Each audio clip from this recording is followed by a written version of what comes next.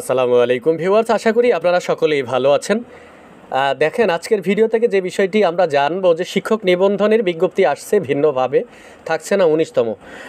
অর্থাৎ ভিডিওটি দেখলে আমরা বুঝতে পারবো যে আমরা জানি যে 19তম শিক্ষক নিবন্ধনের বিজ্ঞপ্তি আসবে, কিন্তু সেটা আসতে পারে ভিন্নভাবে, যেখানে 19তম থাকবে না। তাহলে সেটা কিভাবে আসবে?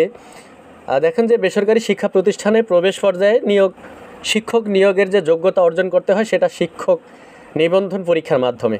এই পর্যন্ত 18টি নিবন্ধন পরীক্ষা নিয়েছে বেসরকারি শিক্ষক নিবন্ধন প্রত্যয়ন কর্তৃপক্ষ এনটিআরসিএ। তবে আসন্ন শিক্ষক নিবন্ধনের বিজ্ঞপ্তি 19তম হওয়ার কথা থাকলেও সেটি নাও হতে পারে। কেন হবে না সেটি তাহলে যদি দেখি, এক্ষেত্রে নতুন করে প্রথম থেকে শুরু করা হতে পারে। অর্থাৎ 19তম আর থাকবে না, সেটা নতুন করে হবে, হয়তো অন্য নাম হবে বা কী হবে। কি বলছে শিক্ষা মন্ত্রণালয় এবং এনটিআরসির দুটি সূত্র দ্য ডেইলি ক্যাম্পাসকে জানিয়েছে যে আসন্ন যে শিক্ষক নিবন্ধনের বিজ্ঞপ্তির বেশ কিছু পরিবর্তন আনা হচ্ছে। এর মধ্যে 2 ধাপে পরীক্ষা সম্পন্ন করা এবং নিবন্ধনের বিজ্ঞপ্তি প্রকাশের দিন থেকে বয়স হিসেব করা অন্যতম। এই দুটি পরিবর্তনের কারণে পুরো নিবন্ধন কার্যক্রম চিত্রই বদলে যাবে। এজন্য আসন্ন বিজ্ঞপ্তিতে 19তম শিক্ষক নিবন্ধন কথাটি না রাখার সম্ভাবনা রয়েছে। এটি কেবল শিক্ষক নিবন্ধন কিংবা অন্য কোনো নামে অবহিত করা হতে পারে। অর্থাৎ এটার নাম হইতে পারে শুধু শিক্ষক নিবন্ধন অথবা অন্য কোনো নাম দিতে পারে। তবে এই বিষয়ে জানতে চাইলে সচিব বলে ডেইলি ক্যাম্পাসকে, যেটা বলেন যে শিক্ষক নিবন্ধনের কার্যক্রম অনেক কিছুই পরিবর্তন আনা হচ্ছে, ফলে নামের ক্ষেত্রেও পরিবর্তন আসতে পারে। হয়তো 19তম শিক্ষক নিবন্ধন থাকবে না, প্রথম থেকে শুরু করা হতে পারে।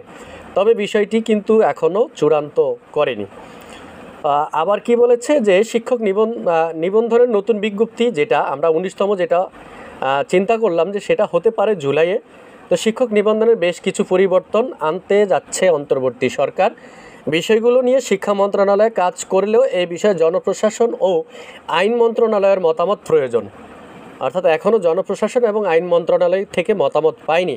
এই মতামত পাওয়ার পরপরই শিক্ষক নিবন্ধনের বিজ্ঞপ্তি প্রকাশ করা হবে বলে জানা গেছে। আগামী জুলাই মাসের শেষ দিকে বিজ্ঞপ্তি প্রকাশ করা হতে পারে বলে জানা গেছে। এই বিষয়ে সচিব আরও বলেন যে শিক্ষক নিবন্ধনের বিজ্ঞপ্তি কবে প্রকাশিত হবে সেটি নির্দিষ্ট করে বলা সম্ভব নয়, তবে মন্ত্রণালয়ের মতামত পাওয়ার পরপরই বিজ্ঞপ্তি প্রকাশ করা হবে। প্রসঙ্গত আমরা দেখেছি যে এ পর্যন্ত বেসরকারি শিক্ষা প্রতিষ্ঠানে যে প্রবেশ পর্যায়ে শিক্ষক নিয়োগের যোগ্যতা অর্জন করতে হয়েছে নিবন্ধন সনদ অর্জনের মাধ্যমে।